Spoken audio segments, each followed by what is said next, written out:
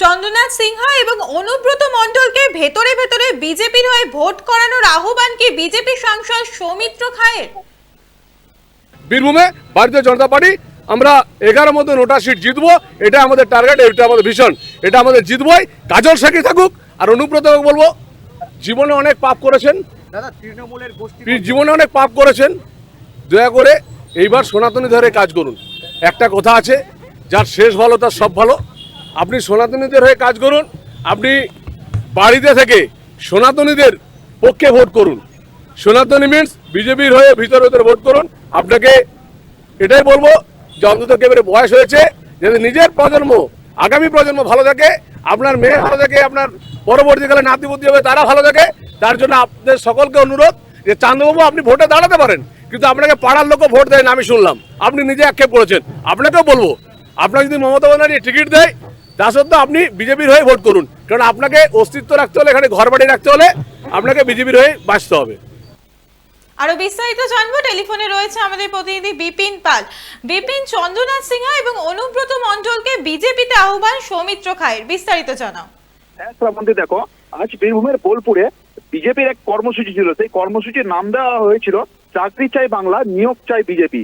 এই কর্মসূচিকে কেন্দ্র করে এখানে প্রধান বক্তা হিসেবে উপস্থিত ছিলেন বিষ্ণুপুরের সাংসদ সৌমিত্র খাঁ, এবং এখানে এসে তিনি এক বিস্ফোরক মন্তব্য করে বসেন। পাশাপাশি যে বিস্ফোরক মন্তব্যগুলো করেন তার পাশাপাশি এক আক্ষেপ সুরেও তিনি বলেন যে বীরভূম জেলার যে তৃণমূলের দাপুটে নেতা বলে পরিচিত অনুব্রত মণ্ডল এবং মন্ত্রী চন্দ্রনাথ সিনহাকে প্রসঙ্গে, এবং তাদেরকে বলেন যে তারা চলাচলে বিজেপির হয়ে কাজ করুন, কেউ জানতেও পারবে না। তবে এছাড়াও তিনি কিন্তু আরো বলেন তিনি এই সনাতনীদের হয়ে ভোট প্রচার করুন এবং তিনি বিজেপির হয়ে আসুন, এবং আপনাদেরকে স্বাগত জানানো হয়েছে। যদিও এই মন্তব্যের কিছুদিন আগে কিন্তু অনুব্রত বিপিন, তোমায় একটু থামাবো, সৌমিত্র খাঁ কি বলছেন শুনবো আরো একবার।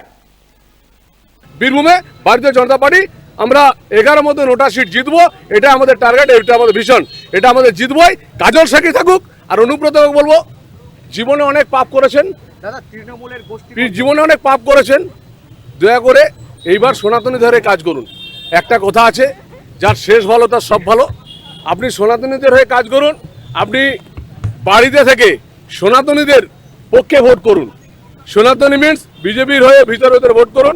আপনাকে এটাই বলবো যে অন্তত এবারে বয়স হয়েছে, যাতে নিজের প্রজন্ম, আগামী প্রজন্ম ভালো থাকে, আপনার মেয়ে ভালো থাকে, আপনার পরবর্তীকালে নাতি বুদ্ধি হবে তারা ভালো থাকে। তার জন্য আপনাদের সকলকে অনুরোধ যে চান্দবাবু আপনি ভোটে দাঁড়াতে পারেন, কিন্তু আপনাকে পাড়ার লোকও ভোট দেয় না আমি শুনলাম, আপনি নিজে আক্ষেপ করেছেন।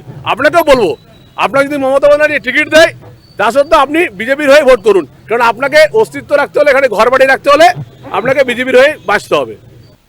আবারও ফিরবো আমাদের প্রতিনিধি বিপিনের কাছে। বিপিন, তুমি যেমনটা জানাচ্ছিলে। হ্যাঁ শ্রাবন্তী, দেখো কিছুদিন আগেই এক তৃণমূলের এক কর্মী সভায় ওই মন্ত্রী চন্দ্রনাথ সিনহা কিন্তু আক্ষেপ সুরে জানান যে আমাদের যে নিজের ওয়ার্ড, অর্থাৎ অনুব্রত মণ্ডল এবং মন্ত্রী চন্দ্রনাথ সিনহার যে নিজের পাড়ার ওয়ার্ড, সেই পাড়ার ওয়ার্ডে কিন্তু বিগত নির্বাচনগুলোতে কিন্তু তৃণমূল পিছিয়ে রয়েছে এবং সেই ওয়ার্ডগুলোতে এগিয়ে রয়েছে বিজেপি। সেই নিয়ে কিন্তু এই মন্তব্য করেন এই সৌমিত্র খাঁ। এমনই কিন্তু প্রশ্ন কিন্তু ইতিমধ্যেই কিন্তু উঠতে শুরু করেছে।